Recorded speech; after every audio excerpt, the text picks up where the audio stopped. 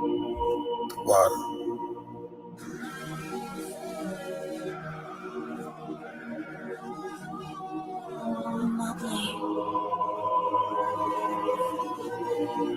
Ain't no better dog, brother.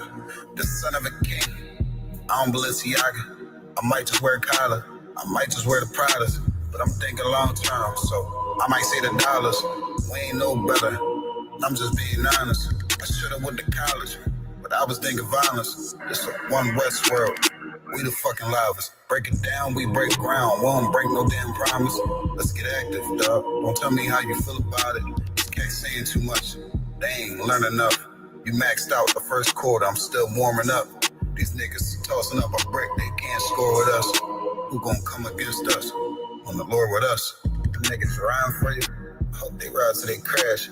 Put my name in your mouth. I put my belt to your ass. I ain't running no race. I just hope that I last. All them niggas you look up to, I consider them trash. Only time you seen a leader was in Wayne hand.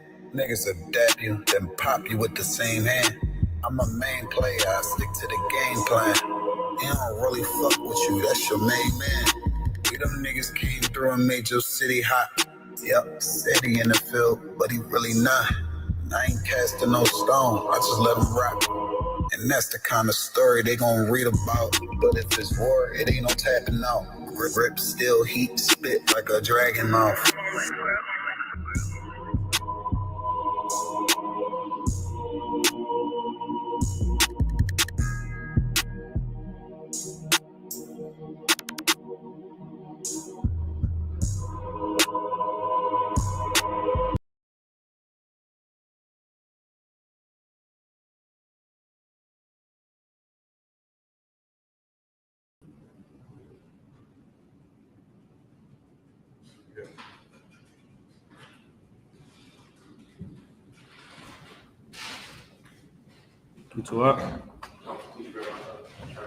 All right, but hey, Shalom, Israel.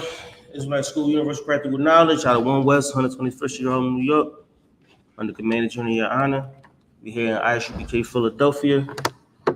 Thursday class. About to go into a continuation of last week. If you ain't watched last week, you know what I'm saying, we got into some hood stories. So today's class is gonna be called Hood Stories Part 2. You know what I'm saying? Going to a couple stories, some history of the Bible. You know what I mean? We got shout out to Nathaniel. We got Nathaniel reading today. You know what I mean? So let's get right into it. Let's start off with Lamentations 4:18.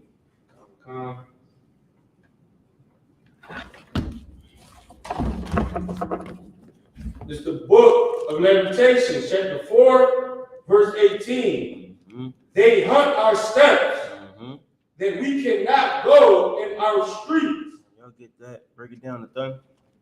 That's like this scripture right here is what we use to describe how the police, or not even just the police, the so-called white man himself. You know what I mean? They find every way to try to persecute us. Right. I'm listening. And we come our steps that we cannot go in our streets. So now, I mean, that's why, like, when it gets late at night, where it said that we can't go on our streets, we're afraid now to walk in our streets late at night because we fear that, I mean, something might happen to us from either ones. You afraid to walk in the streets?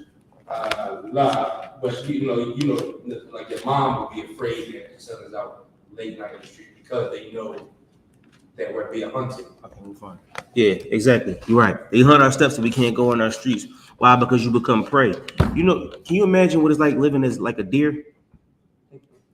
Like, we don't know what it's like because we predators. You know what I'm saying? We don't got to think about every second of the day we being prey. You know what I'm saying? We don't got to live like a I don't know, what's the prey on the streets or outside a rabbit? You know what I'm saying? What can a rabbit do to defend itself besides run? What can a deer do to defend itself besides run? You know what I'm saying? So we don't have that type of spirit. Remember, the Lord said he didn't give us a spirit of fear. And then somehow, some way, we've developed a spirit of fear because we've been hunted. Like, you familiar with polar bears? Hopefully you're not. But a polar bear, there's nothing you could do. If you ran into a polar bear, you might as well just chalk it. It's like there's literally nothing you could do. That's Esau. You know what I'm saying? Because if you was to get into it with a police officer, they'll knock your teeth out. You know what I'm saying? Kick your teeth down your throat, make your eye swell up. You know what I'm saying? Beat you all the crazy, all the bits, and throw you in the cop car and throw you in jail. You know what I'm saying? There's literally nothing you could do because they're literally hunting your steps. You know what I'm saying? So let's get into the stories. One more. Give me Deuteronomy 28:54.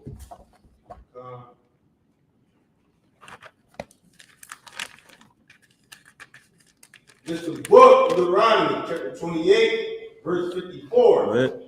So that man that is tender among you Right. and very delicate, his eye shall be evil towards his brother. Now, that's the problem. You know what I'm saying? Like now, there are young men. You know what I'm saying? Like before, it's easy to take some, like, what kind of work you do? Maintenance, right? Let's say you got an old head that got hired and a young man that got hired that never did maintenance. It's an old head that got hired. You training him up. He know maintenance about every building in Philadelphia. And it's a young brother that don't know nothing about maintenance. You know what I'm saying? The young brother will be easier to teach because the old head know everything. So he's going to have to forget everything he know so he can relearn how y'all do it. But the young brother don't know nothing. He green, so he just all ears. But we learn as all ears how to hate each other. That's what the young men learn today. That's why they all got switches. That's why they shoot up Lemon Hill. You know what I'm saying? That's why they all got the spirit, killed, murdered. I don't know if I can say that, but that's why they all got the spirit of unaliving. You know what I'm saying? Because their eyes, the tender, the young men, you know what I'm saying? We enslaved mentally. They enslaved our minds now. So we don't got to worry about, you know what I'm saying, the chains on us and getting whipped and beaten and all that because they do it for us. The young men are evil towards each other. Go ahead. His eyes shall be evil towards his brother. Now, and the heavy thing about your eyes being evil towards your brother is that you weren't able to forgive your brother. You weren't able to give your brother a pass. You know what I'm saying? For the things that he may have done to you. Like if me and you had an issue, me and you had a problem, we should be able to get through it because we both grown men. You know what I'm saying? We both men. We both know that you didn't mean to do it. You don't mean me no harm. Whatever crosshairs we had, it wasn't because you was trying to no malice towards me. It might have been a misunderstanding. If that's the case, then maybe we should understand each other. You know what I'm saying? But some brothers, they don't want to hear that. And in their case, their eye evil towards their brother. If we got questions online, let me know. We probably got like 2 viewers, so don't worry about it. You know what I'm saying? But go ahead. God. And towards the wife of his bosom. Maybe that should be the class for next week. Remind me, or whatever we come back. How to love your wife. How to love your wife. You know what I'm saying? Because your wife may have your best interest at heart. Your wife may be trying to save your life. Your wife could probably see something that you can't see. She might have heard something that you don't know. Your wife might got the Lord's wisdom on her, like Mary did. But you know what? You ain't trying to hear that. You know what I'm saying? You hate your wife because of God knows what. Your eye evil towards the woman that you lay with every night. How can you lay with somebody and you hate them? Right. You dig what I'm saying? How can you be with somebody every day and you hate them? Go ahead. God. And toward the reckoning of his children, which he shall lead. Which he shall what? He shall lead. And that's why we murder. I can't say that. You know what I'm saying? That's why we go on drills and all that. That's why we got I can't say most of the things I want to say, but that's why we unalive with each other. You know what I'm saying? Because we don't have the spirit that the Lord gave us, which is loving each other, brotherhood. And so now we find hell, destruction. We find hood stories in the Bible. And that's how we're going to start the class. Or that's how we're going to set it up. So all of these stories are a place where people was evil towards his brother. You know what I'm saying? When we was hunted in our minds, we've never become straight because we've always been prey. We've always been somebody that's been hunted, and we've never been able to be cool with one another because our whole existence is about getting over on each other, how to hustle, you know what I'm saying, how to get over it and all of that. All right. So give me, let's start out with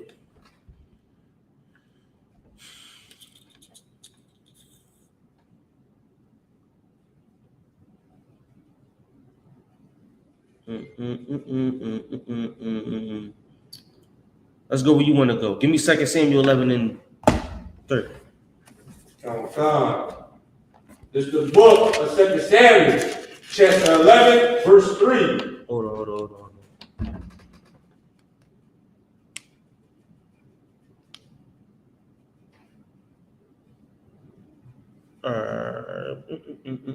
Start at verse 1. Let's read from verse 1. This is the book of 2 Samuel, chapter 11, verse 1. Go ahead.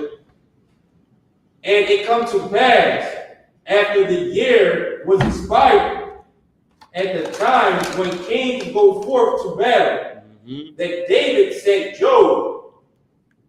Now you know who Joab is, right? We talked like Joab. You know, we talked about Joab, right? Chief is the chief of his army. That's the captain. Go ahead.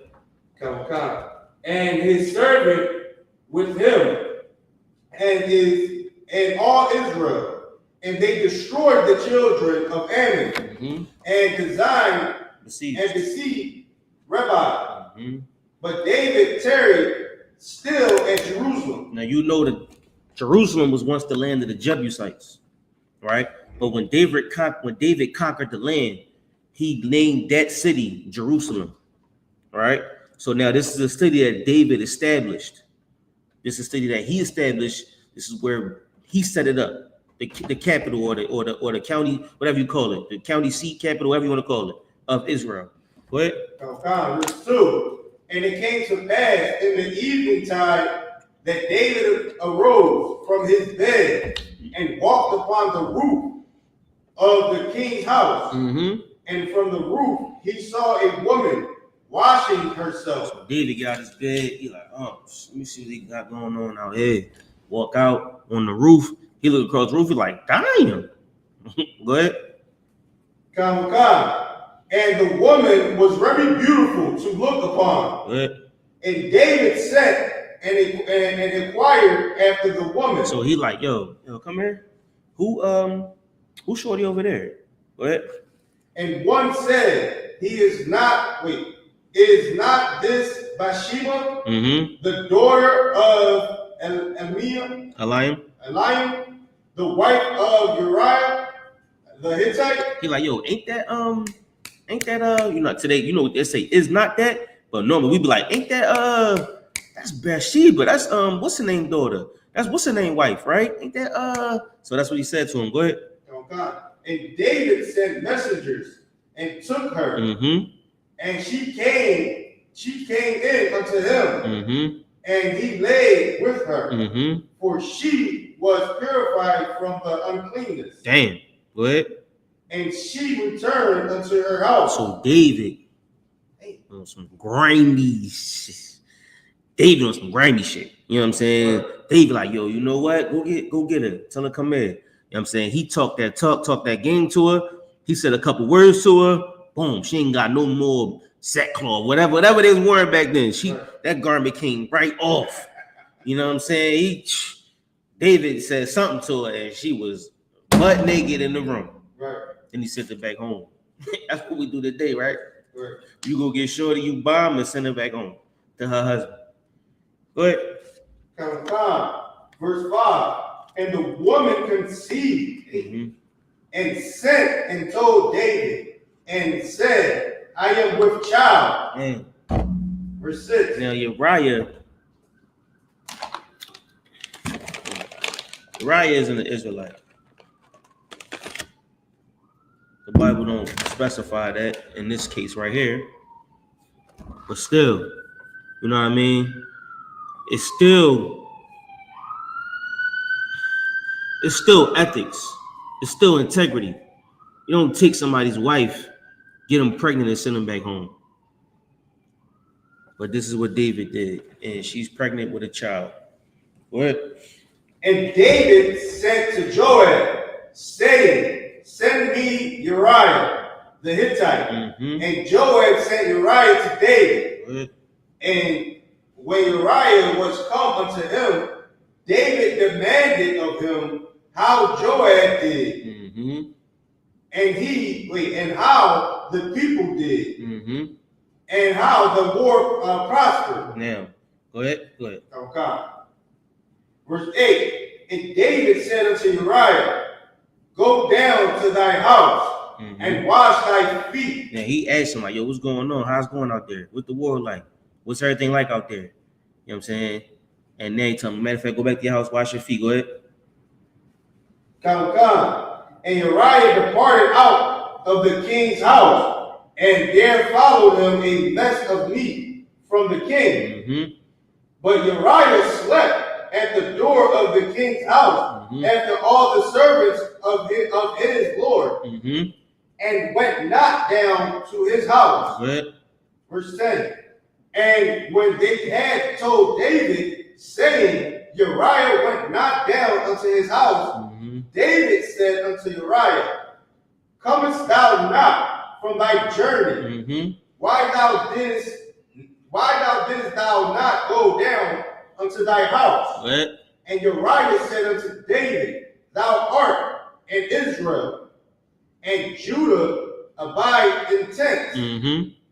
And my lord Joab and the servants of my lord are encamped in the open field.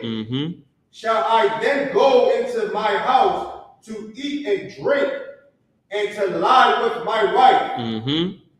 As thou livest, and as thy soul liveth, I will not do this thing. Now, so Uriah didn't want to go home because nobody else went home, right? So he like, all right, why would I go home? And why would I be with my wife?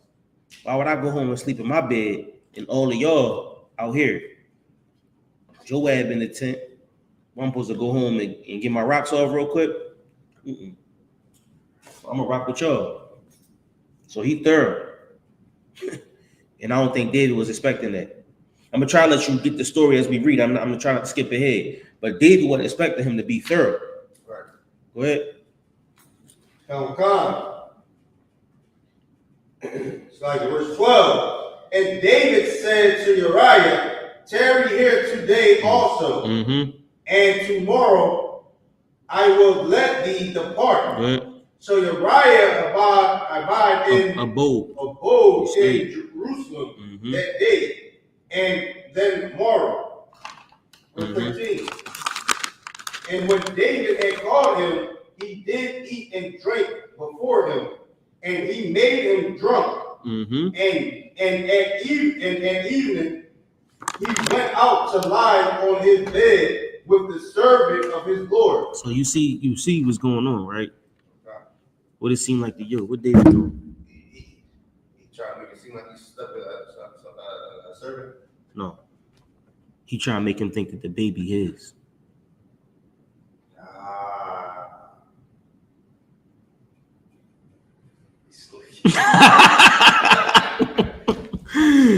David grimy. Go lay with your wife. Go get drunk. Go lay with your wife. Go ahead. And when David had called him, he did eat and drink before him, and he made him drunk. And at evening he went out to lie on his bed with the servant of his Lord, but went not down to his house. Verse 14. And it came to pass in the morning that David wrote a letter to Joab and sent it by the hand of Uriah. And he wrote in a letter saying, set ye Uriah in the forefront for the hottest battle. Damn. Yeah, so all right. You said damn. What'd you say damn for? Talk to me. Because he basically let him know, like, yo, he basically about to put Uriah in the front of the most, I guess you would say, the epic battle, dangerous battle. You know what I'm saying? What are you trying to do?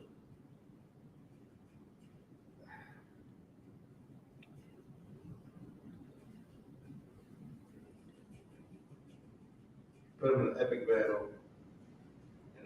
What, you trying to kill him? Yeah. You trying to get him killed. Yup. Trying to live him right now. So I just read it wrong. Like, for what though? Like, okay, all right. So this is what's going on. David come outside. He see a badge on the roof, right. and he said, "Yo, who is that?" That's Uriah's wife. Go get her. And then David had sex with her. And now she come back like, "Yo, David, I'm pregnant." And he like, "Oh, all right, I got you. Don't worry about it. I'm gonna go get Uriah. I'm gonna try to get him to come have sex with you." So now Uriah don't go down there to have sex with her. He keep trying, and Uriah don't go down there. She gonna start showing soon. Right. She gonna be pregnant soon. Right. And everybody's gonna know that it's not his baby. And when it comes out, whose baby is it? And they're gonna come to David because he's the king. Right. It's gonna be David's baby. Can't have that happen. What's the next best thing? Hey, Joab, I need you to put him on the front line. I need to make sure that Uriah don't come back tonight. Go ahead. God. And retire ye from him, that he may be smitten and die. He may be smitten and die. Smitten and die. Go ahead. And it came to pass when Joab observed the city, that he assigned Uriah unto a place where he knew that violent men were. Valiant men. So he like, you know what? The Philistines, they go crazy. You know what I'm saying? The Philistines, every time we fight the Philistines, there's a problem. They got swords this long. They got switches. They got all kind of stuff over there. You know what I'm saying? They got shields that you can't even think of. They throw spirit. They crazy over there. So I got you. I'm gonna put them on the front line when we go to the Philistines or whoever. Go ahead. And the men of the city went out and fought with Joab, and they fell some of the people of the servant of David, and Uriah the Hittite died also. So now he was one of the people that fell in this battle. Go ahead.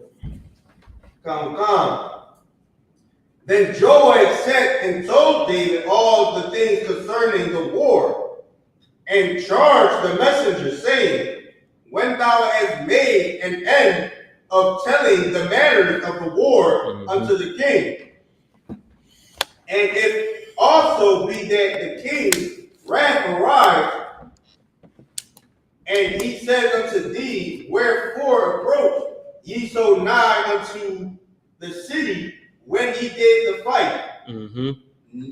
Knew ye not that thou wouldst shoot from the wall?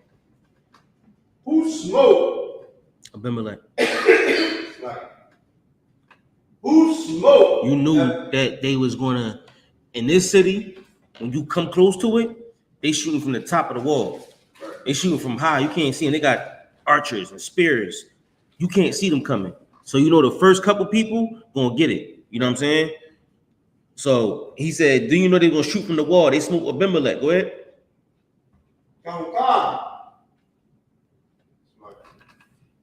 The son of Jerobeam. Did not a woman cast a piece of a millstone upon him from the wall, that he died in the reeds?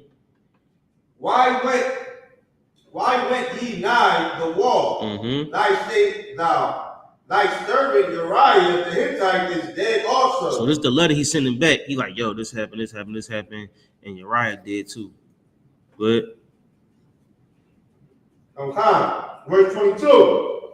So the messenger went and came and showed David all that Joab had sent him for. And the messenger said unto David, surely the men prevailed against us, and came out unto us into the field, and we were upon them even unto the entering of the gate, and the shooters shot from off the wall upon thy servant, and some of the king's servants be dead, and thy servant Uriah the Hittite is dead also. So now, what you think David thinking when he said that? Job done. David, like most high Christ. Yeah. Most high Christ. Go ahead. Quadra said, so do that tie into the law of marriage? If Uriah dies, then David can marry Bathsheba. Was that David's intentions as well? Yeah, it was. David did that so Uriah could die because the child was born out of adultery. But if she don't have a husband, then she becomes David's wife. That's what he was doing. David was trying to make it seem like it was Uriah's baby. So now he could just pimp off and like, yo, I got a baby. He going, Most High Christ. That's what's up. Whole time he know what's up. But that didn't work because he didn't give him to go lay with his wife. So now when the baby come out, who's the dad? I didn't lay with her. So now when he dies, she has no husband. Now she gonna come to David and the baby can be David's wife. I mean, David's baby, because she don't have a husband anymore. She's loose from her. She's not tied to anyone. You got to be tied together in marriage. Right. And if she's not tied to nobody, then she's not in a marriage. Right. If there's nobody to be tied to, she's not in a marriage anymore. You know what I'm saying? She's tied by herself. Right. Mm-hmm. What? Oh God. Verse 25. Then David said unto the messenger, thus shalt thou say unto Joab, let not this thing displease thee, for the sword devoureth one as well as another. Make thy battle more strong against the city. So now he's like, all right, don't worry about that. We're going to go harder. You know what I'm saying? Don't worry about them rebelling against us. Stuff happens. Things happen. We lost some. But he knew that was going to happen. You know what I'm saying? He said the most valiant city, the most violent city, put Uriah on the front line. You know what I'm saying? Joab knew the assignment. Joab was grimy too. Remember, we got some stories of Joab too. Joab was riding with David, win, lose, or draw. David and Joab was, it was Tommy and what's his name? Goose. They was Canaan and what's his name? Jukebox. You know what I'm saying? Like, give me some more. They was brothers. They was thick as thieves. You know what I'm saying? A-Boogie and Money Making. A-Boogie and Money Making. Whoever that is. You know what I'm saying? Who? Ace. Oh yeah, Ace. They was Ace. Ace and Rico. You know what I'm saying? Ace and Mitch. You know what I'm saying? That's what they was. You know what I mean? What's Minister Society? It was Loke, Dog, and Kane. You know what I'm saying? That was Joab and David. Go ahead. Khan, make thy battle more strong against the city and overthrow it and encourage him. And when the wife of Uriah heard that Uriah, her husband, hey, Quatters, here go your answer right here. Go ahead. And when the wife of Uriah heard that Uriah, her husband, was dead, she mourned for her husband. And when the mourning was past, now you know it's customary that we mourn for 7 days. After 7 days, it's customary to get through your mourning and continue with your life. So she mourned for 7 days, most likely. Go ahead. And when the mourning was past, David sent and fetched her to his house. He's like, yo, go get what's her name? She over there by herself. Go ahead. And she became his wife. He bombed again. Sent her through the sheetrock. You know what I'm saying? Or whatever they had back then. What you got? So if I could, right? So okay, you see how he slept with Uriah's wife, and Uriah never went down there to sleep with her. So wouldn't it technically be David's wife? Okay. Yes. But nobody knows. Right. She committed adultery, and so did he. They committed adultery. They both sinned. So now he got to clean up his sin. And that's how he chose to do it. He cleaned up his sin with another one. Now, this sin, now, you know, remember we talked about the difference between laws and statutes and commandments. he unalived another brother. You know what I'm saying? He went at the brother to get him out of here. Right. This is what we watch on TV every day. You know what I'm saying? He went against the brother to get him out of here just so he could have his wife. So it was his wife from the beginning, true, but now everybody can know it's his wife. So when the baby comes out, it's his. Right.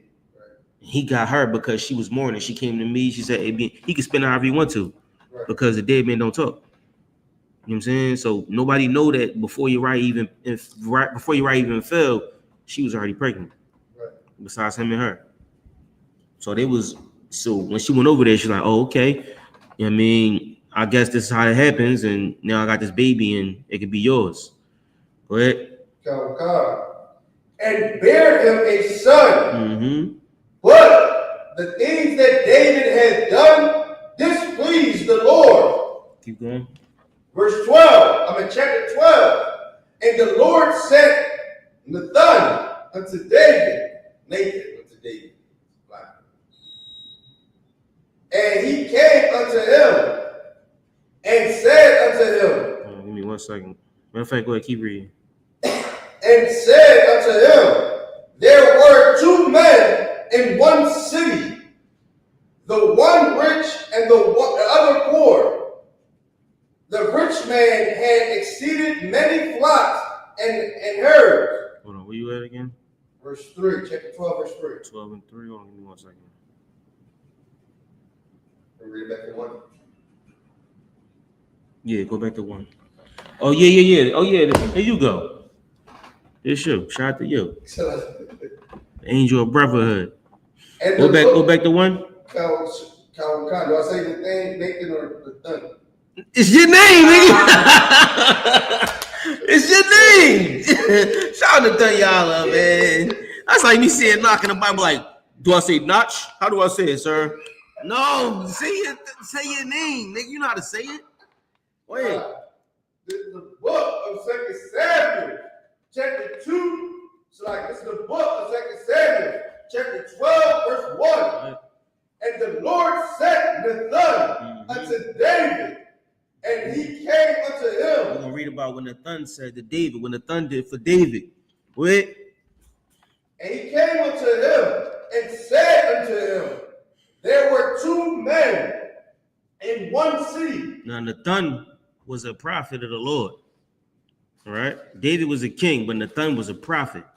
There's a difference between the priest, the kings, and the prophets. There was a difference. Go ahead. God, the one rich and the other poor. Mm-hmm. The rich man had exceeded many flocks and herds, but the poor man had nothing. Said one little itty. Yeah, it's you got the spirit. One little land, one itty bitty land. You got the spirit of it. You know what I'm saying? Land which he had bought and nourished up, and it grew up together with them. Yeah, they grew up together. He got one little land. It's a rich man in the city and a poor man. The poor man got one little baby land, right? A baby goat. And him and the goat, he watched the goat grow up. All he had was his little goat. Go ahead. And with his children, he did eat of his own meat and drank of his own cup. Verse 4, like and lay in his own bosom, and was unto him as a daughter. Now he fed it. He ate of his own meat, ate out his plate, drunk out his cup. He raised that little goat like his daughter. What? Oh, so that was talking about the goat. Not that. Yeah. Verse 4. And there came a traveler unto the rich man, and he spared. It's like smoke. Oh, the smoke getting to you? All right. That's 2 hours. That's cool. That's the demons. It's the demons. Let me get out of here, bro. Go ahead. And there came a traveler unto the rich man, and he spared to take of his own flock and of his own herd to dress for the wayfaring man man that was come unto him, but took the poor man's land and dressed it for the man that was come to him. So what's going on right now? What did he say? What did Nathan say to David? I would say, or Nathan, Salakia. No sweat. What did Nathan say to David? I would say like he basically he's basically saying like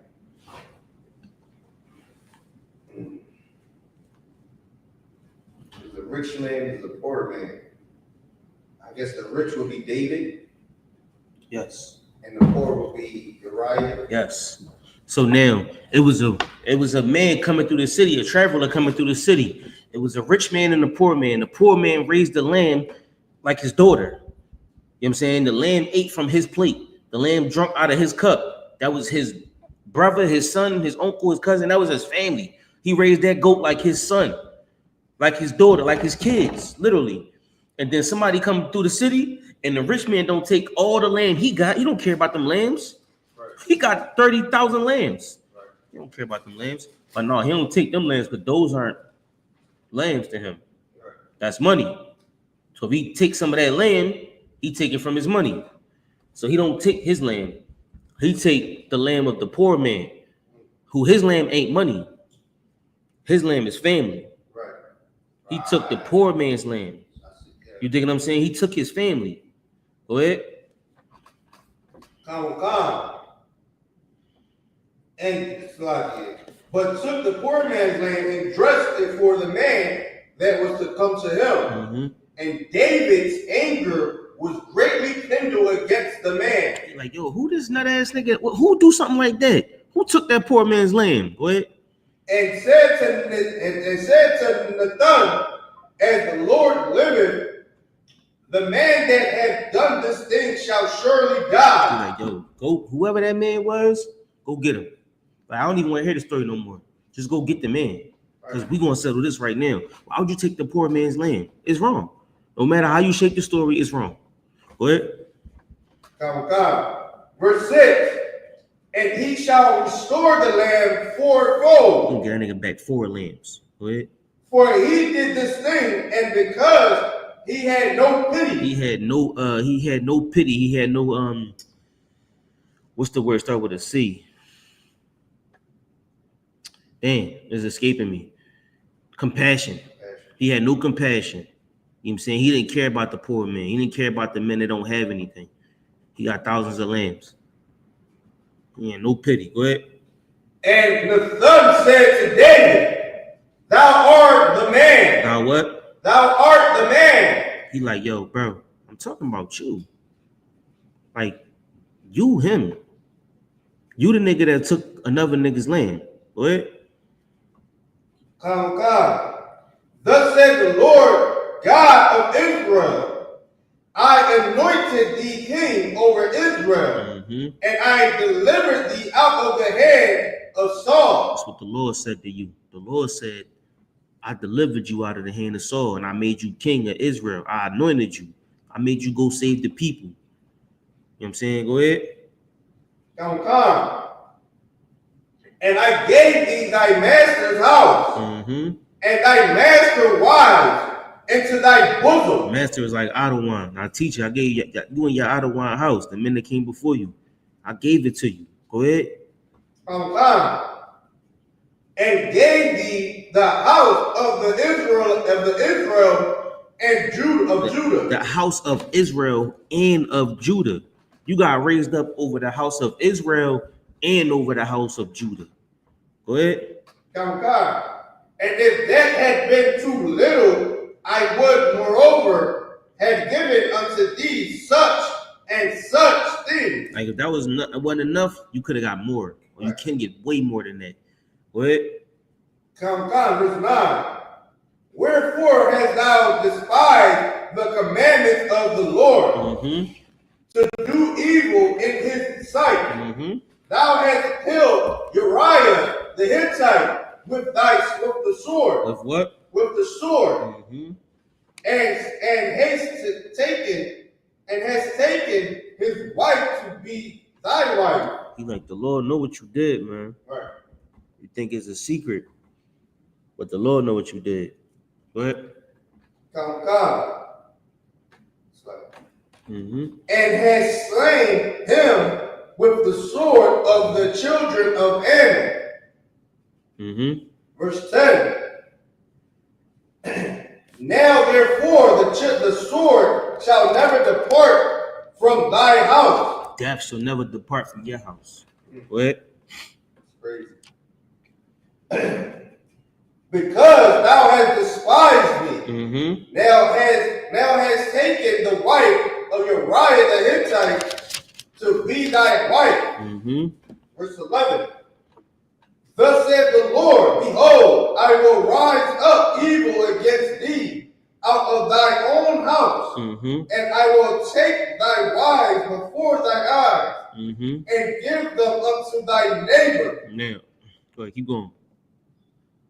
And he shall lie with thy wife in the sight of this son. Mm-hmm.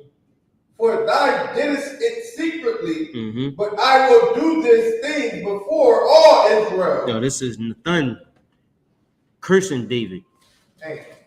This was going to happen to you because you sinned against the Lord. All these things will come upon you. This is what a prophet does. A prophet is going to tell you what's going to happen because of your sins. Keep going. That is crazy. We ain't even done yet. It says, and David, verse 12, for thou did it secretly, I will do before the sun, all Israel and before the sun. And David said unto Nathan, I have sinned against the Lord. I have what? I have sinned against the Lord. Now, David, like, you know what? Damn. You know what I'm saying? That's the point. Everybody in the Bible has problems and issues. Right. But how do you fix them? You dig what I'm saying? Keep going. Come. And the son said unto David, the Lord also had put away thy sin. Mm-hmm. Thou shalt not die. Because you gotta say, you know what? Salaki. I did something wrong. You know what I'm saying? That's what the Lord wants. The Lord wants that broken and contrite spirit. Because without that, you'll never be a better man. If David could have been a nigga like, you know what, man? F Uriah. I got his bro. He got what he deserved. And the Lord would have did something to him. You know what I'm saying? That hubris, that tout spirit is what the Lord gonna smash. But David like, damn, you know what? You right. Yeah, I did something wrong. And then now the thing, like, you know what? I see that you know what I'm saying, you repent. Repent means you never gonna do it again. I see you know you did something wrong and you feel bad about it. You know what I'm saying? The Lord gonna deal with you according to that. You know what I'm saying? You still not gonna get off the hook, but it ain't gonna be like you're gonna die for it at this point. Right. But somebody gonna die for it. Keep going. God. And the third said unto David, the Lord also hath put away thy sin. Thou shalt not die. Mm-hmm. Howbeit, because thy this deed thou hast given great occasions to the enemies of the Lord to blaspheme the children also that is born unto thee shall surely die. Damn. That was the curse. The children that's born unto you shall surely die. Keep going. God. And it's like, if I could, Yeah. you're talking about the son that was about to be born. Mm-hmm. Right? Now, would you think David cared? We're gonna read. God. Let's get it. And the son departed unto his house, Mm-hmm. and the Lord struck the child that Uriah's wife bare unto David, and it was very sick. So now the child was born. Remember in the New Testament, right? When the brother was born blind, right? And the disciples asked Christ, like, yo, how was it that he born blind? Who sinned? Was it him or his father? Right. You know what I'm saying? Now they saying that reincarnation is real because how could you be born sinning? You know what I'm saying? Right. How could you have sinned before you was born? Or in this case, his father may have sinned. That's what happened in this case. So now the child was born, the child come onto the earth, but he got the sins of his father. So the Lord struck him. So he born with some kind of ailment. The nigga born with one leg, the nigga born with one eye, one face, no heart. Go ahead. So would it be fair to say that that punishment is not for the child, but for the father? Yes. Like for instance, Jay-Z. You know what I'm saying? When I was young, I used to do all this rapping stuff. I used to study the rats. But he said, I got demons in my past, so I got daughters on the way. If the prophecy is correct, then the child shall have to pay for the sins of our fathers. So I bought on my tomorrows against my yesterdays, but hope that she'll be okay. And when I'm no longer here, I see my face in the glare. That's on beach chairs. You know what I'm saying? But we know that as a people, because our children is going to be born, what we did is going to be the reason our children live the life they live. For instance, whatever you do, your DNA changes every day. You know what I'm saying? So the things you do today changes the way your DNA is tomorrow. So you can have children with different DNAs in them because your DNA adapt to what you've done today. You know what I'm saying? If you get some type of disease today, it may be passed in your children because it's now in your DNA. You know what I'm saying? You pass all that to your children. That's the way sins work. All of them you collect, you just pass them to your children. So now the child might be born today. Today they'll put him in the NICU or the PICU, or you'll be a CHOP forever. You know what I'm saying? Or you'll be born and you got to deal with wheelchairs and, you know what I'm saying, hospital bills and, you know what I mean, the things of that nature. So that's what the Lord said. The Lord said he struck David's son. So David's son born jacked up or jammed up. And we about to see what happened. He didn't even make it. But go ahead. If I could, wouldn't that still be like, because the child is going through it, wouldn't that punish the child as well? Hell yeah. Hell yeah. But in this case, it wouldn't matter. It don't matter. We're going to find out why it don't matter. Go ahead. Fine. Verse 16. David, therefore, besought God for the child. So now David started praying. He like, damn, he started asking the Lord, like, please, let my son get better. You know how niggas is. When we get in trouble, that's when we start praying. Uriah was praying before he got shot in his face. You know what I'm saying? Uriah was praying before he got, you know what I'm saying, hit with an arrow, or before he saw his wife. He ain't see it, but you got his wife legs like Lamborghini doors. Uriah was praying too. What about him? Now he want to pray for his son. What? God. And David fasted and went in and lay all night upon the earth. He laying on the dirt. He laying on the ground. He fasting, laying on the dirt. Go ahead. God. And the elders of his house arose and went to him. So now the old heads come in. They're like, yo, dog, what are you doing? Go ahead. To rise him up from the earth. Like, come on, man. Get up, man. What are you doing? Go ahead. Oh, God. But he would not. He's like, man, let me go, man. Get out of here. Leave me alone. Go ahead. Neither did he eat bread with them. Like, come on, yo, eat. You need to eat. He's like, I don't want to eat nothing. Go ahead. And it came to pass in the seventh day that the child died. And the servant of David feared to tell him that the child was dead. So now it's like a midwife. You know what I'm saying? Somebody doing midwifery or a brother that's there. They're like, yo, the child ain't make it. And he's like, damn, I can't even go tell David. He laying on the ground for 7 days. He ain't eating 7 days. Now I gotta go tell him the child dead. I don't even want to do that. Go ahead. So that's like,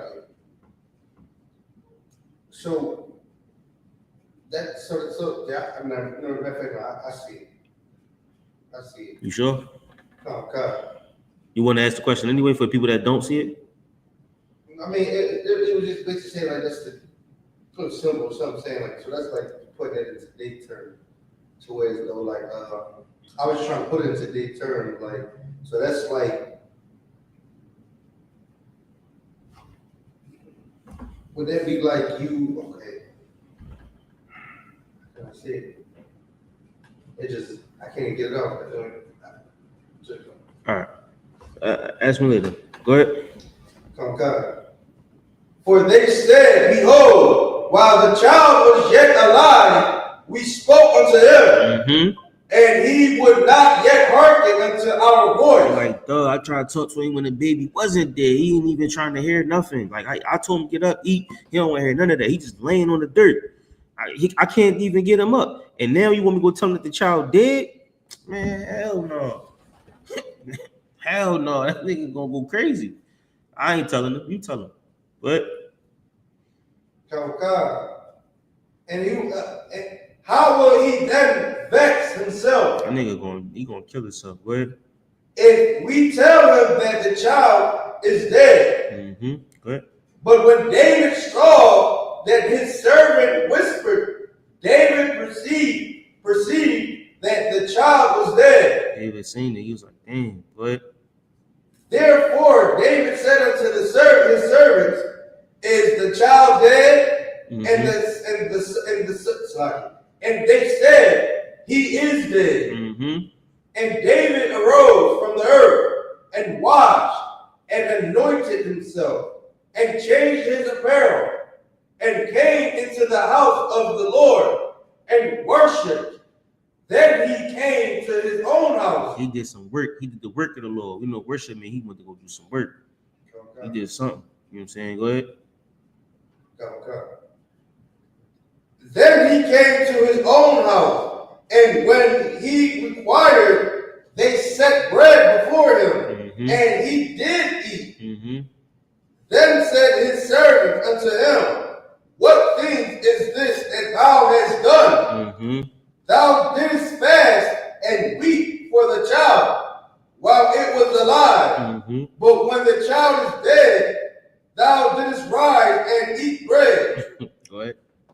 And when he said, while the child was yet alive, I fasted and wept, for I said, who can tell whether God will be gracious to me, that the child may live? But now he is dead. Wherefore shall I fast? Why the fuck am I fasting? What am I doing? Right. He dead. It's over. I can't bring him back. Give me some food. Yeah,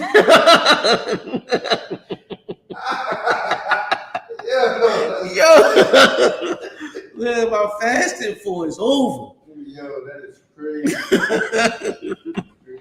Go ahead.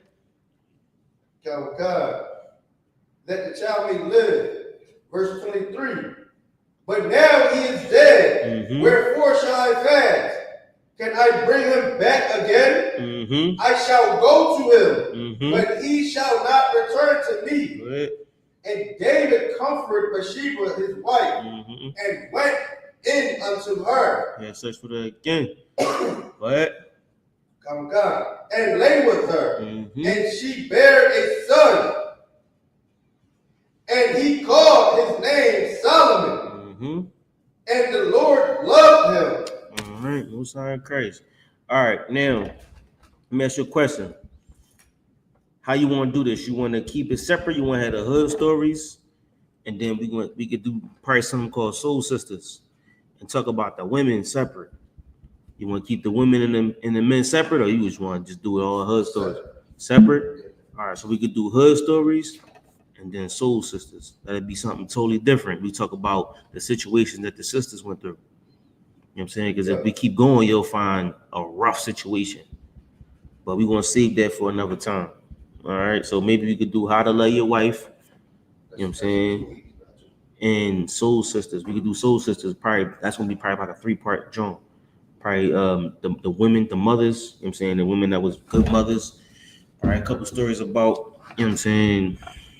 We'll talk about it. We'll deal with it. You know what I'm saying? But it's about to get good. You know what I'm saying? We're gonna see that though. All right. Where we at?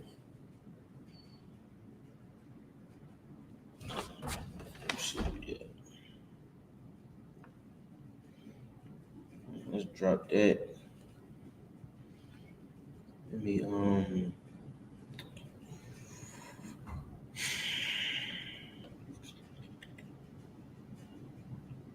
Ecclesiasticus. If I could ask about this.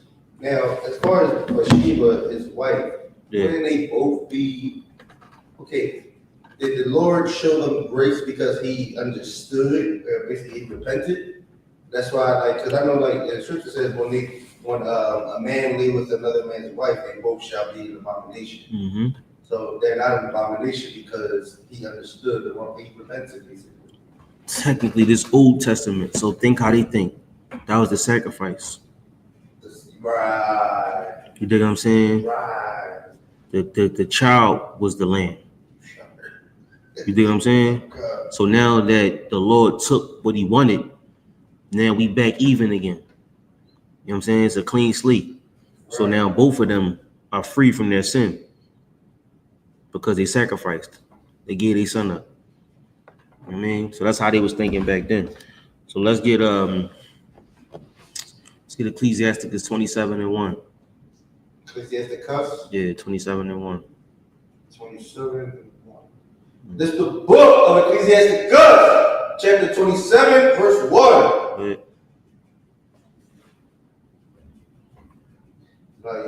Bazaar said, he said the hood stories, he said, Shalom, the way you break these stories and the way I understand, Most High Christ. Most High Christ to you for tuning in, man. It's probably like 2 people watching, dog. Me and the Thun. That's what I would imagine. But you know what I'm saying, Most High Christ, what's up? Most High Christ. You know what I'm saying? Like, these stories are for us. You know what I'm saying? Hood stories, soul sisters. You know what I mean? Like I said, this Bible ain't about a whole bunch of good people. This ain't no religious book. That's probably we should have called it. This ain't a religious book. This ain't a book about a bunch of righteous niggas. This is a book about a bunch of niggas like you and me. A bunch of niggas that did some wild, crazy stuff. And we got to learn from their mistakes. That's why we got this book. This book saved my life. It wasn't about, you know what I'm saying, praise Jesus and all of that stuff. Nah, it's about the gangster, the gutter, the horror stories that I read in this Bible. That's what saved my life.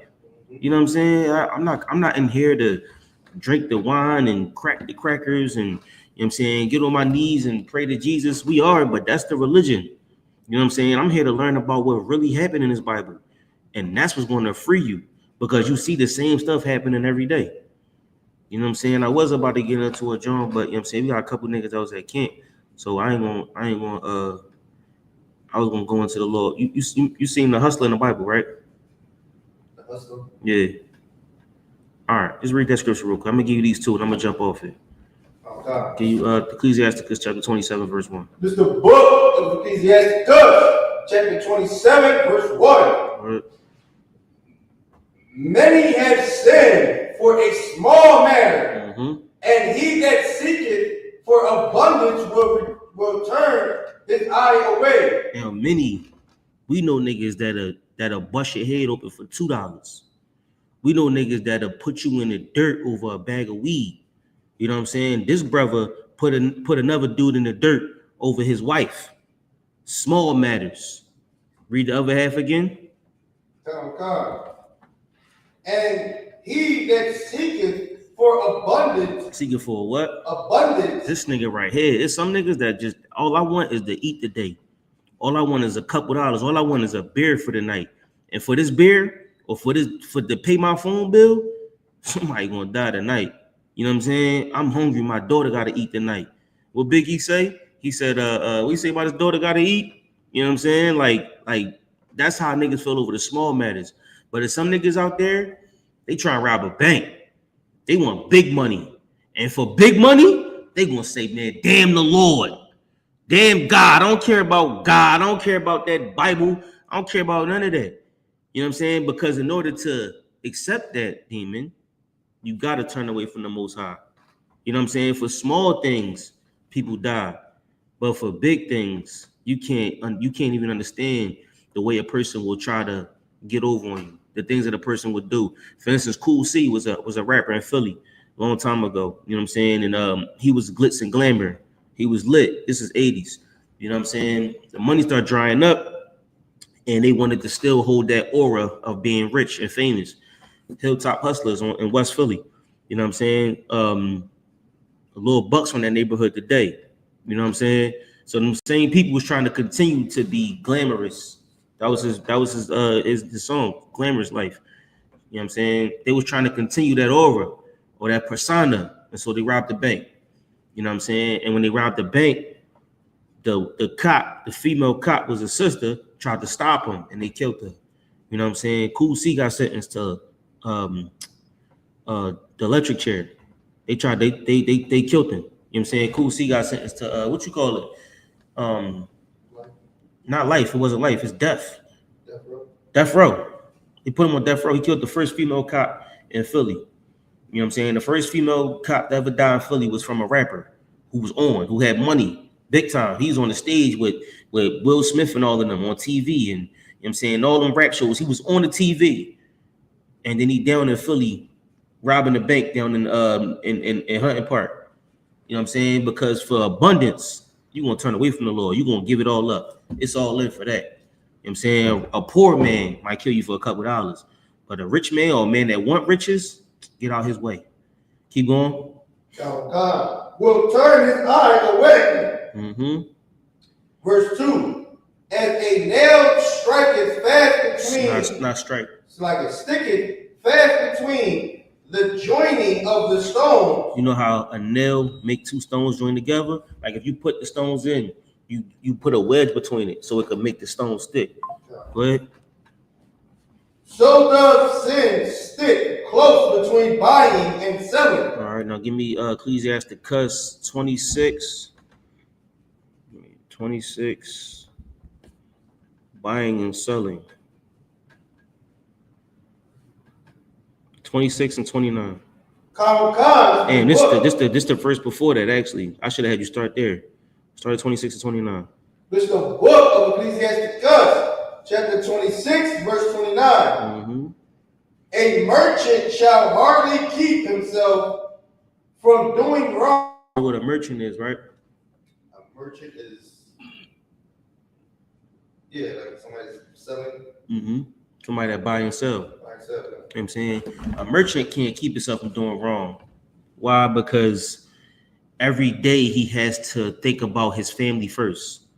And in order to think about his family, your family might have to suffer. Right? So a merchant can hardly keep himself from doing wrong. But go ahead. And Hexter. A what? Hexter. A what? A what? Huckster. Look that word up in your dictionary. Hey Siri, what do Huckster mean? Bro, yeah, my Siri went off. She's not loyal. She's not loyal. Siri ain't shit. Strong person or thing? You might have to type it in. Huckster. Huckster. I'm gonna go right now. H-U-C-K S-T-E-R.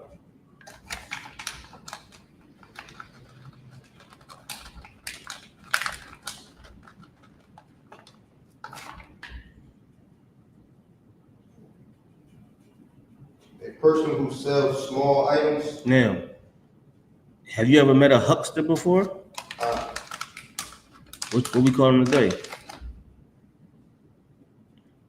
What we call them today? We call them hustlers. He a hustler. I'm a hustler. I'm a hustler, homie. I'm a hustler. I'm a hustler, homie. What he say? I'm a hustler, homie. I got the product, narcotic for the customers, homie. Fiends open, they be smoking like a muffler, homie. Niggas phony, so I only got a couple of homies. If you a hustler, I can fuck with you, homie. Spend a couple bucks, I'll stay in touch with you, homie. That's how we feel. Keep going with the huckster. Either do some of the definition. Either or. What you still? It was a more definition. It just said either door to door. Or from stall to small store. That's yeah, keep going with the verse. A huckster shall not be free from sin. Now, I read that because I want y'all to see that even in the Bible, we had hustlers. Even in the Bible, we had people that was trying to get to $1. You know what I'm saying? People that was trying to get rich. All right, real quick, give me Proverbs 30 and 8. We're gonna get to one more story. This is actually a long story. Proverbs what? 30 and 8. 30 and 8. Yeah. This is the book of Proverbs, chapter 30, verse 8. Remove far from me vanity and lies. Hold on. I'm old school, bro. I'm in the Bible.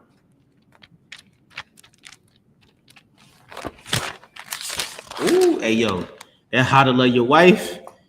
That joint gonna get TP2 in this month. It's gonna be vicious in here. It's gonna be that how to love your wife gonna be the one. We're gonna go in the Song of Solomon. All right, Proverbs 30 and 1. Go ahead. No, 30 and 8. Start with 8. This is the book of Proverbs, chapter 30, verse 8. It's the book of Proverbs, chapter 30, verse 8. It said, remove far from me vanity and lies. Give me neither poverty nor riches. Feed me with food convenient for me. So, you know what I'm saying? He's saying, get me away from the bull crap. Get me away from the lies. Get me away from the sin. Get me away from everything that's unhealthy, right? Get me away from all of that. I don't want poverty nor riches. I don't want too much of one, or I want too less of another. I don't want the poverty or the riches. All I want is the Lord to give me what I need to survive. That's all I ask of the Lord. I don't want to be rich. I don't want to be poor. I don't want to be struggling. I don't want to be neither. All I want is the Lord to bless me with enough. What he say? My daily bread. Lord, give us our daily bread. That's all the brother asking for right now. I just want my daily bread. Verse 9. Lest I be full and deny thee. So what the brother is saying is, if I had too much, what's going on, brother? How are you? You might sit in the front. Just put your chair to the side. You got Bibles over here. What's your name? Gabar. Okay, most of Christ. Nice to meet you. I'm not. All right, no sweat. So we in Proverbs chapter 30, verse 8. And the title of the class today is called Hood Story. We just went over a few stories about when David and Uriah, when David, we online, so I got to say things a little bit edited. So when David unalived Uriah so he can have his wife. We read that story. We read about a hustler in the Bible, how the spirit of a hustler comes from the Bible. You know what I'm saying? It ain't our spirit, but it's the spirit that we got from our oppressor. You know what I'm saying? Buying and selling, being a merchant, and how that spirit comes from us wanting to be full, wanting to have a lot of money, wanting to be rich. You know what I'm saying? So we're reading about how we think today we far removed from these stories or far removed from the Bible, and we're not. It's the same playbook. It's just different players. You know what I'm saying? You got any questions, huh? Nothing new under the sun, right? Yeah, exactly. Nothing new under the sun. You got any questions, you can ask, and feel free to ask your questions, all right? Okay. But right now, today's a history class, so more than likely, we're going to go into, you know what I'm saying, the stories or the history. So right now, we in Proverbs chapter 30. You can start back at verse 8. The thumb. God, this is the book of Proverbs, chapter 30, verse 8. Right. Remove far from vanity and lies. He said, remove far from me vanity and lies. Give me away from the lying. Give me away from the nothingness. Give me away from everything that means nothing to me. Go ahead. Give me neither poverty or riches. No, give me neither poverty nor riches. I don't want to be broke, but I don't want to be rich either. Keep going. Feed me with food. What you on? You on your phone? It said, feed me with food. Well, you can read, brother. Yeah, you can read, brother. Feed me with food convenient for me. So he said, I don't want too much. I'm not asking too much of the Lord. I don't want to be rich. I don't want to be poor. I just want the Lord to give me enough. You know what I'm saying? My daily bread. Go ahead.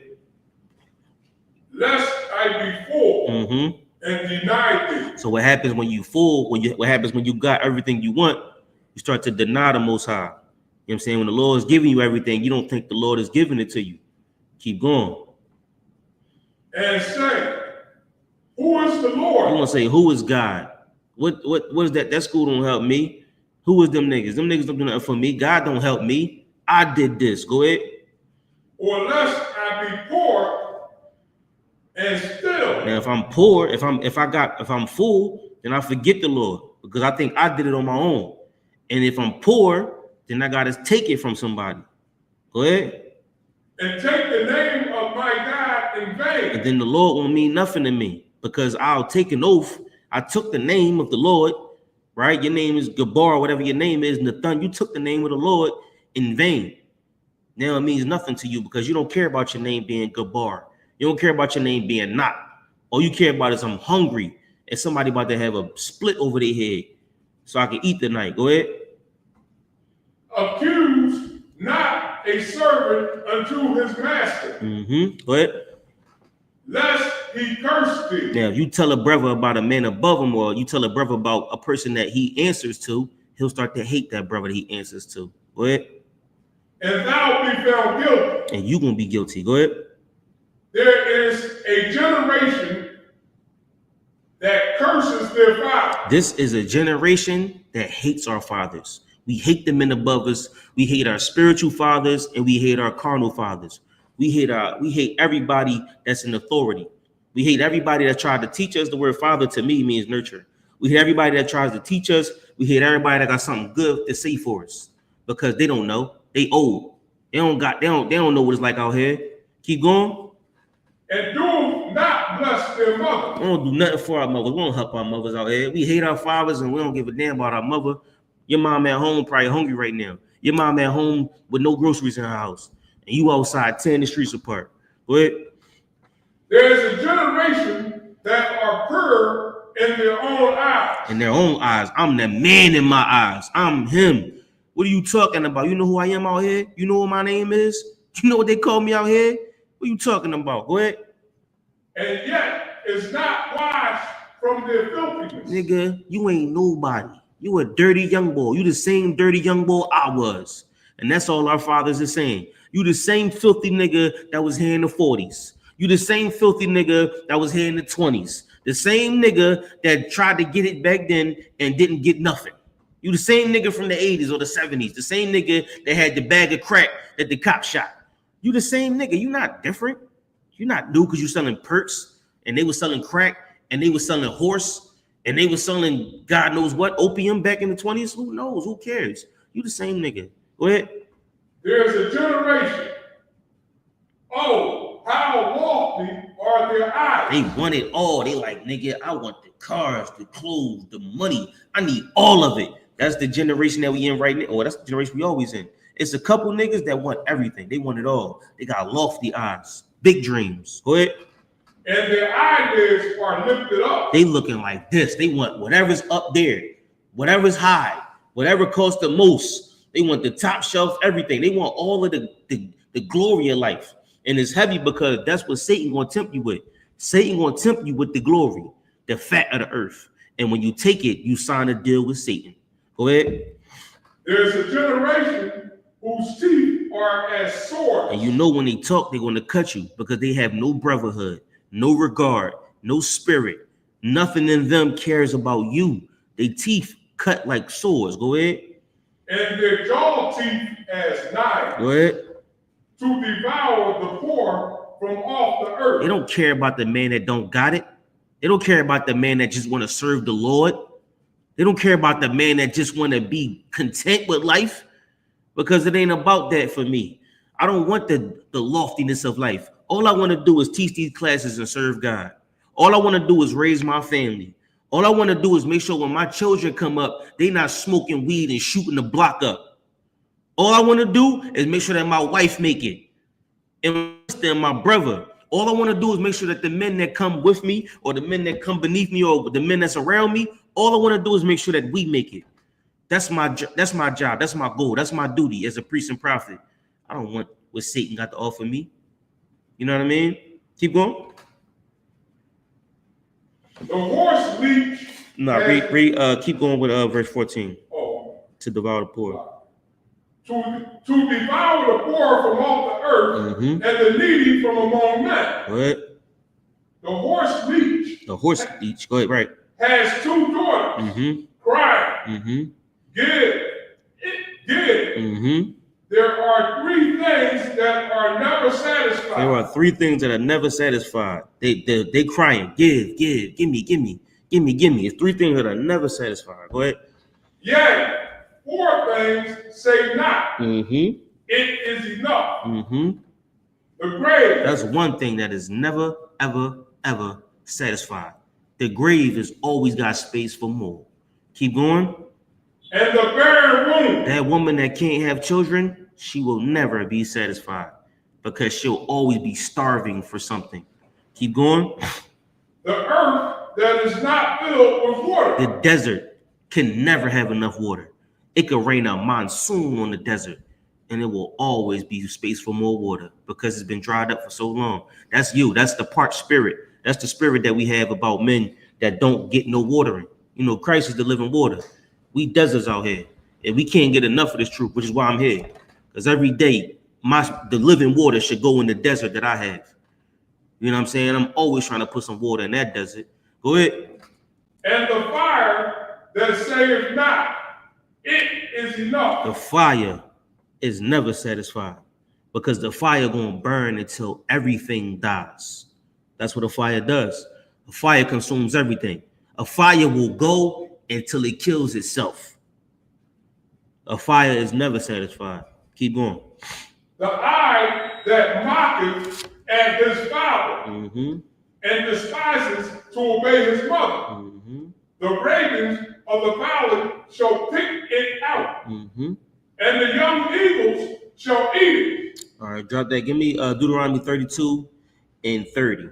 Matter of fact, you start at verse 12. Damn, it's 8:48. Hold on.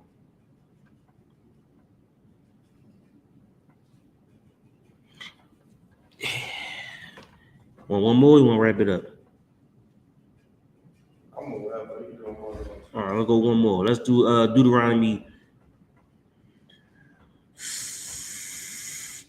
I'm trying to think which version of this I should give you. What they say online? They gonna stick with me or they try and roll out?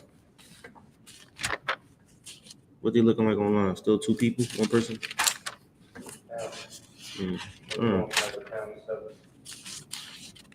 All right, let's start at Deuteronomy 32 and 12. This is a good one too. Come. We're gonna go down to go down for a minute, but it's a good one. Mind you, this story, the class is called Hood Story, so we're reading about just the bitterness that we find in the ghetto. We think that it's new. It's not new. It's all the same. You know what I'm saying? Deuteronomy 32 and 12. What? So the Lord alone did lead him. Okay, we might need some backdrop. And there was no strange God with him. Hold on.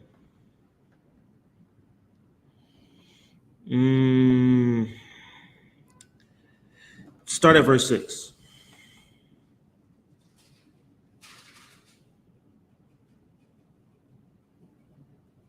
Do ye thus requite the Lord, O foolish people and unwise? Mm-hmm. Is not he thy father that has brought thee? Mm-hmm. Has he not made thee and established thee? And this is Moses pleading with the Israelites. So we're gonna read about how he what? Our comment said, if I may, sir, this would be good to continue next week. For what? He said it would be good. This would be good for you to continue next week. Continue next week. All right, tell them to watch the rest of the class next week. Next week we're gonna do whatever you call me with. Next week we might have whatever we come back. It'll be how to love your wife. How to love your wife. That's gonna be a good one. Soul Sisters. We probably gonna do maybe 1, 2, and 3. A different version of Soul Sisters. And then we probably continue with Hood Stories later on. You know what I'm saying? So Hood Story, we're gonna come back to Hood Stories. I got a whole bunch. We just barely at the tip of the iceberg. You know what I'm saying? So we could go into Hood Stories. We didn't even get into Korah's Rebellion. You know what I'm saying? But we're gonna do this. And Barzal, if you want to, you can watch the rest of the class later. You know what I'm saying? But we're gonna read this last one and then we're gonna get out of here. All right. Start at verse where was you at? I'm on verse 7 now. What? Remember the days of old. Mm-hmm. Consider the years of many generations. Mm-hmm. Ask thy father, and he will show thee. Now this is an old head pleading with the younger generation. Ask your father, he gonna show you. Consider the older generations. And then we're gonna read about how the young man thinks. Go ahead. Thy elders, and they will tell thee. Mm-hmm. When the Most High divided to the nations their inheritance, when he separated the sons of Adam, Mm-hmm. he set the bounds of the people according to the number of the children of Israel. Go ahead. For the Lord's portion is his people. The Lord's portion is his people. Go ahead. Jacob is the lot of his inheritance. Jacob is who he inherited. Jacob is the people of his inheritance. Go ahead. He found them in a desert land. Mm-hmm. He found them dried up, dry bones. Go ahead.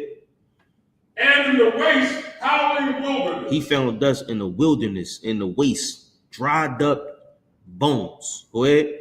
He led them about. Mm-hmm. He instructed them. That's what the Lord did us. The Lord led us about. He showed us the way. He gave us instructions. Go ahead. He kept them as the apple of his eye. He made sure he kept his eye on us, so we stayed safe. Go ahead. As an eagle stirred up her nest, fluttered over her young, Mm-hmm. spreadeth abroad her wings, taketh them, Mm-hmm. beareth them on her wings. Took care of us like that. Go ahead. So the Lord alone did lead him. Mm-hmm. And there was no strange God with them. We ain't had nothing else to do besides the Lord. We was just serving the Most High. All we knew was the Most High. Go ahead. He made them ride on the high places of the earth. Mm-hmm. We was above everybody. We was soaring above the earth. We can look down from a bird's eye view. Shout out to you, Barzal. Go ahead. That he might eat the increase of the field. So we can see everything. You know what I'm saying? So we can see what's good. We can see what's not good. And we can eat and take from the increase of the field. Go ahead. And he made him suck the honey out of the rock. Meaning we had riches. We had money. It was flowers. It was plants. It was everything was growing. Go ahead. And oil out of the plenty rock. We had oil. We had honey. We had the land was given to us. The land was giving us fruits and riches and money. Go ahead. Butter of kine. Mm-hmm. And milk of sheep. The sheep had milk. The sheep had milk, so we had flocks. The earth was giving us abundance. Everything was good. Go ahead. With fat of lambs. The lambs was fat. Go ahead. And rams of the breed of Bashan. Which was good land. You know what I'm saying? Go ahead. And goats with the fat of kidneys of wheat. Mm-hmm. Now drop down to 16. They provoked them to jealousy with strange gods. Somehow, some way, after having so much bountifulness, so much good stuff, we started worshiping strange gods. A strange god is something simple. The Lord tell us not to do it. Simple is like, brother, you got children, right? You tell your children not to get high, and they go get high. That's a strange god because you listening to some nigga on the corner. You're not listening to me. I told you not to go smoke weed. You go smoke weed. You know what I'm saying? Whatever you told your children not to do and they do, that's a strange god. They doing something that they learned in the streets. Go ahead. With abominations, provoked they him to anger. You did everything that I hated. That's the abomination. My kids did everything that I hated. I told them don't go down on Cedar Avenue. I told them don't go down on, where you from, Nathan? You from, oh, goddamn. I told them don't go on J Street. You know what I'm saying? I told them don't go on 8th Avenue or whatever's down Kensington. Don't go down. Don't go on K&A. And my children was down on K&A. Then all the abominations I told them not to do. Go ahead. They sacrificed unto devils. Now, they gave their money to the people that was trying to kill them. They gave their money to the drug dealers. They gave their money to Esau and the Chinese food. They start to pay or they start to sacrifice to whatever was in the city. Go ahead. Not to God. Not to us. They ain't bring their money home and say, hey, Pop, yo, you need a car, right? Let's go get a car. Hey, Pop, yo, you need A, B, and C. We need a bathroom upstairs. Let's go build the bathroom. No, they outside getting high. They outside smoking all the weed in Kensington. Go ahead. To gods whom they knew not. To guys when they knew not. To drug dealers or men that they didn't even know. They didn't grow with them. But meanwhile, you giving them all your money. Go ahead. To new gods that came newly up. There's new drug dealers, new drugs, all of that. They giving it to them. Go ahead. whom your fathers feared not. Go ahead. Of the rock that begat thee, thou art unmindful. Now the rock is the foundation. The rock is what we know as the Spirit of Christ, right? You're not mindful of what your father taught you. You're not mindful of what we learned growing up. You're gonna give your money to all your strange gods, people that we don't care, but we don't fear them drug dealers. We pray the Lord kill them drug dealers. You know what I'm saying? We don't fear them, but we fear the Most High. We fear the masters of the Ottawa that came before us because they served the Most High. Keep going. And has forgotten God that formed thee. You forgot the Most High. You forgot the men that showed you how to be strong. You forgot what your father taught you. But meanwhile, you out here, you dealing with the drug dealers. You think that they can take your life. Not like this. Go ahead. And when the Lord saw it, he abhorred them. He hated them. He like, man, y'all niggas, man. When the father saw them little kids or them kids on the corner, he said, y'all little goofy niggas, go ahead. Because of the provoking of his sons. Y'all niggas, man, I hate y'all niggas because now y'all made my sons sin. Go ahead. And of his daughter. Mm-hmm. And he said, I will hide my face from them. Go ahead. He said, you know what? I'm gonna lock my door. Y'all niggas ain't coming back in here. Y'all stay outside. Y'all want to be drug dealers? Y'all want to go hang with the drug dealers? Y'all want to be with the people that I hate? Stay outside. Go ahead. I will see what their end shall be. I'm gonna see what happened to you when you staying out the street on the streets of Kensington. I'm gonna see what the streets do to you. Go ahead. For they are a very froward generation. Y'all niggas is demons. Y'all niggas is super sweet gangsters. Y'all niggas is soft. Y'all niggas swear that y'all are the hardest niggas on earth, but you're not. You're not hard. You know what I'm saying? You think that you that nigga because you go outside with the biggest gun on the block, but you're not. Go ahead. Children in whom is no faith. They can't fight Satan. You know what I'm saying? You got no faith in the Lord. You got no work in the Lord. Nothing that you do shows that you honor the Most High or your fathers. Everything that you do shows that you hate the men that come before you. You hate your fathers. You hate the God of your fathers. You hate everything about how you grew up. But instead, you love the new God. You love the strange gods. You love the men on the corner because it's something that you gathered recently. Go ahead.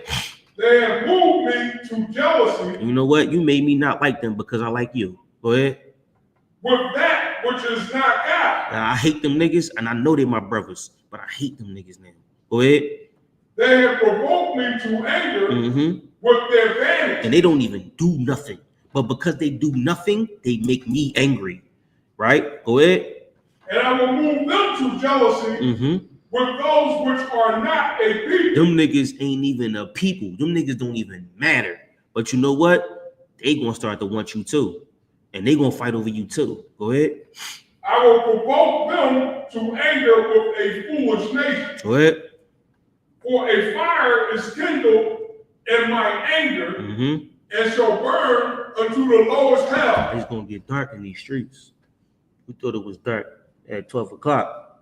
It's gonna be dark 12 noon. When the sun is up, it's gonna get dark. Go ahead. And shall consume the earth with her increase. I'm gonna make sure that all them niggas feel me. Pause. You know what I'm saying? Go ahead.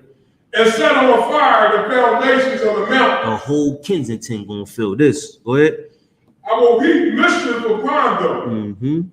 I will spin my arrows upon them. Go ahead. They shall be burned. I'm gonna spin my arrows upon them. How you say that today, Nathan? Switch. I'm gonna throw something on that corner. I'm gonna throw something on that corner. I'm gonna spin my arrows upon them. I'm gonna go down there and I'm gonna throw something at them. And they gonna feel it. I got the whatever you want, the 9, the 10, the 40, the 45, the 223s, the 5, whatever you want. 5, 5, 6, 7. It don't matter what it is. I'm gonna spin my arrows on them. Go ahead. They shall be burnt with hunger. They gonna feel that. Go ahead. And devoured with burning heat. And with bitter destruction. Go ahead. I will also send the teeth of beasts upon them. And not only if it ain't me that's spinning on their block, then it's gonna be something else. The bears, the cops, the rats, the whoever, the fiends, whatever's gonna come on that corner and devour them, I'm gonna make sure that they feel it too. Go ahead. With the poison of serpents. The poison of the serpents, the snakes. Go ahead. Of the dust. The snakes that come out the ground that you don't even know coming. Them snakes gonna come get you. Go ahead. the sword without, and terror within. The sword without. The sword is out, but the terror is inside of you. Go ahead. Shall destroy both the young man and the virgin. That terror that's in you, the terror that's in everybody around there, is going to destroy the young men and the virgin. Everybody that's young, everybody that's coming up, the young women going to see it. Go ahead. The suckling also. With the man of gray hair. Everybody, the young men, the young women, the babies, and old people. Go ahead. I said, I will scatter them into corners. They gonna scatter off them corners.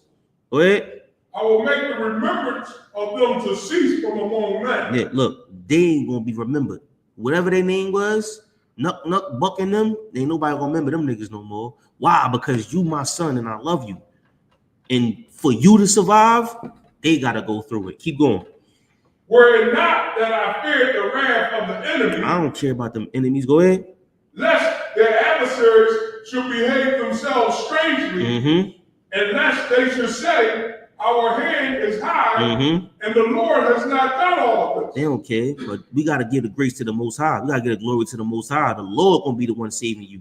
I'm coming to save you as my son. You know what I'm saying? The glory is going to be unto the Most High. Go ahead. Well, they are a nation void of counsel. They don't care. Them niggas on the block, they don't care about what you say to them. You could tell them that, you know, the God of the Bible is black. They don't care. They just want you to sell their drugs. They just want you to get outside the house and sin against your father. That's all they want. They new guys out there. They strange guys. They wicked niggas on the corner. And for them to be great, somebody got to die tonight. For them to be great, somebody's mom gotta cry tonight. For them to be great, somebody got to be leaning on the corner.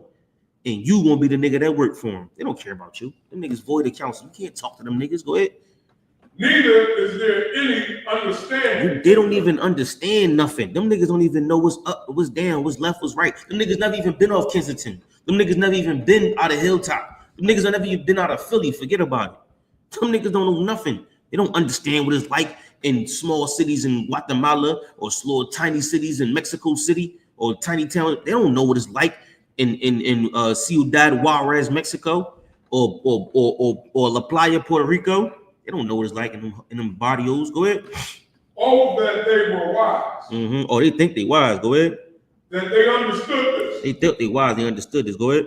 That they would consider their latter end. That they would think about what happened when they get older. Go ahead.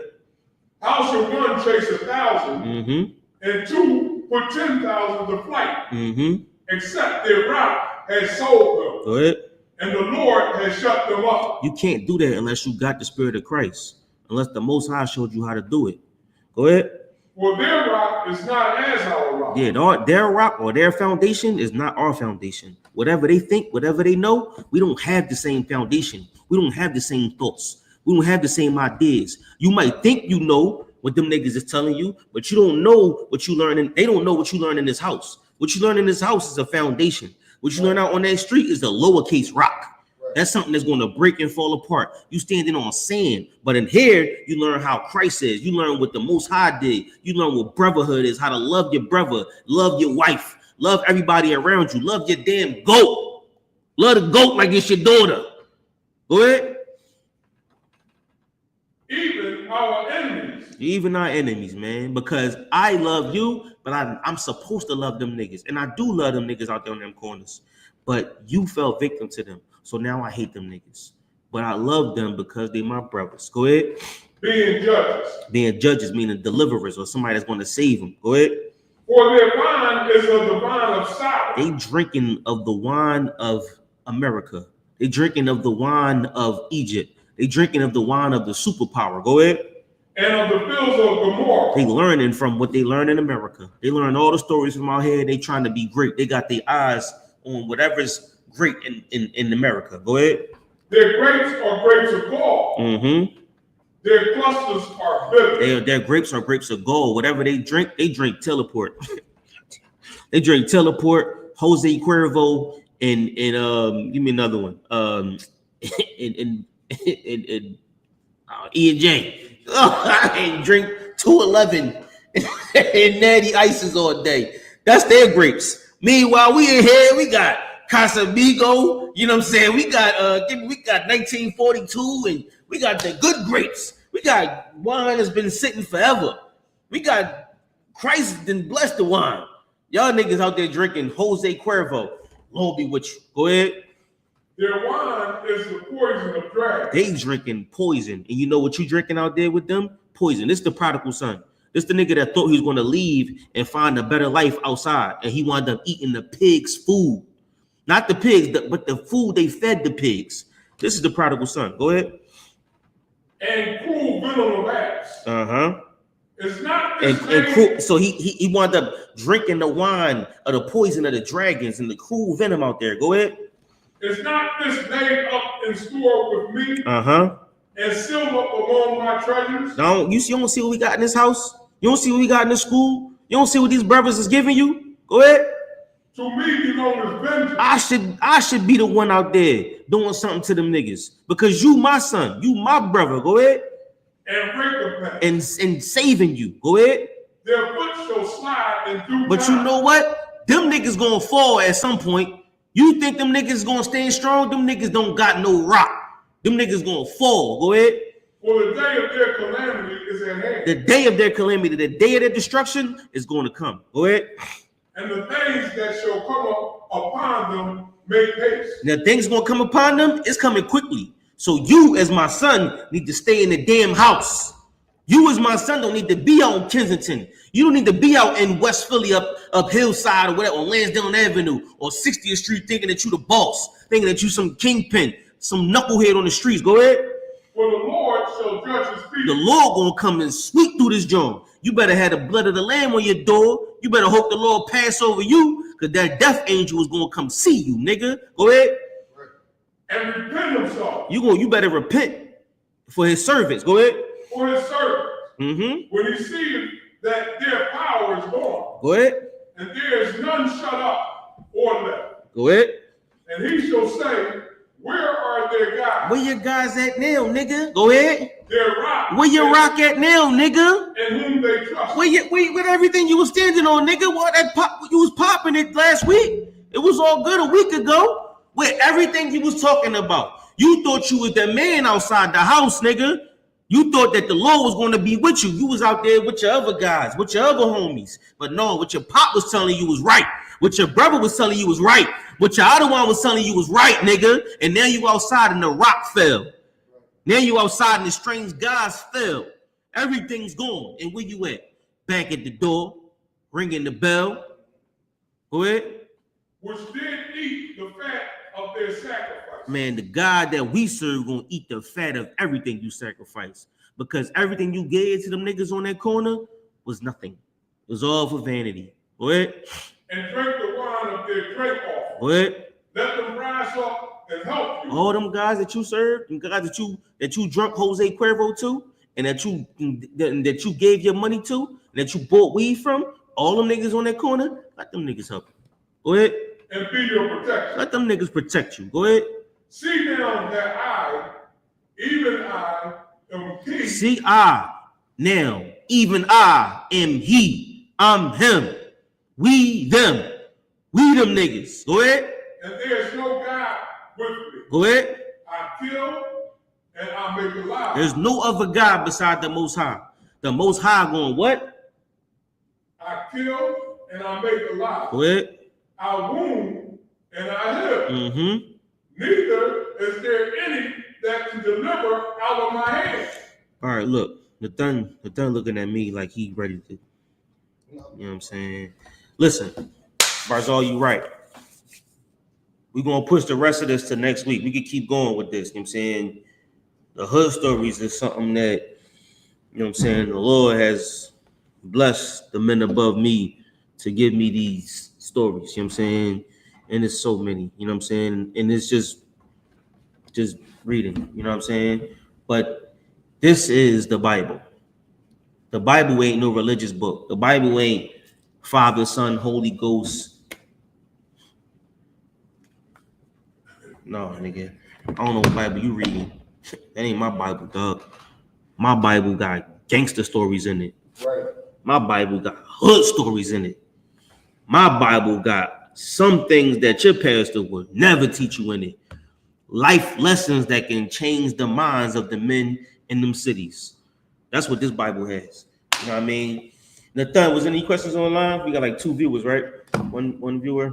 It's probably me or you. Huh? One. Most of crazy. Ain't no questions on there, right? All right, most of crazy. Any questions? You got any questions? That's all you put. No, that was good. That was good. Most crazy. All right. So with that being said, probably next week, whatever Nathan call me, remind me of, we're gonna go into. If y'all want to call, you know what I'm saying, we could do whatever y'all want to do. You know what I'm saying. So with that being said, we're gonna pass the class off to precinct officer Nathaniel.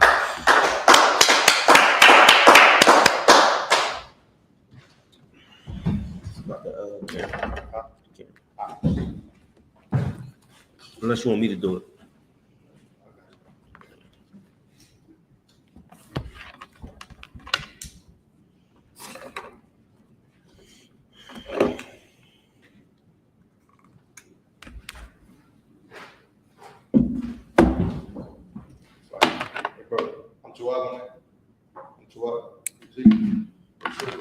He said, "Can you see him on the camera?"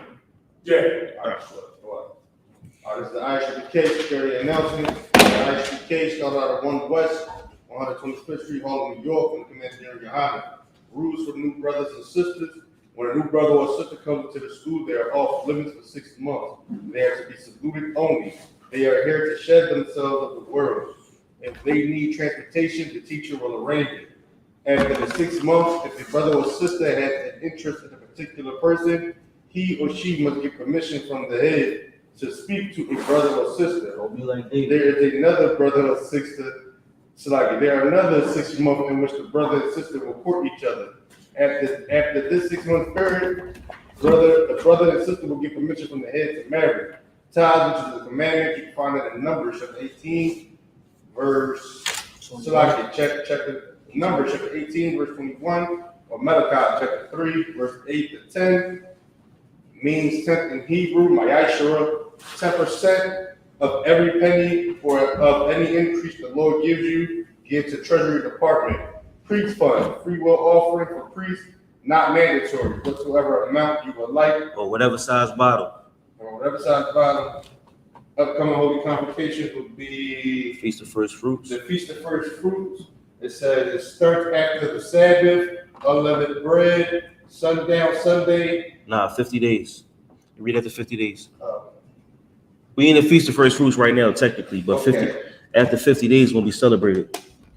And that's Sunday, June the 8th, 2025. Start before sundown. You can find that or read about that in Leviticus, the 23rd chapter, 10th verse to the 22nd. Remind Akim to check the bulletin board in the hallway. If any brother wants to become a trooper in the school, start to wear all black, boots, shirts, headbands, and scarves. With that, man of Israel, I Michael, which means to stand. Man of Israel, we're going to get one courtesy salute. Man of Israel, I Michael Shabbat, I Michael Barak, YAHWAH, YAHUSHUA, Brakatah. Ajimtah, Sar. What we just said was Most High bless you in the name of Christ. Sar, which means to turn. Sisters, we want to get his sisters one courtesy salute. Man of Israel, I Michael Shabbat, I Michael Barak, YAHWAH, What we just said was Most High watch over you in the name of Christ. Rajmatah, meaning hands down. Glasses Smith. Most High Christ.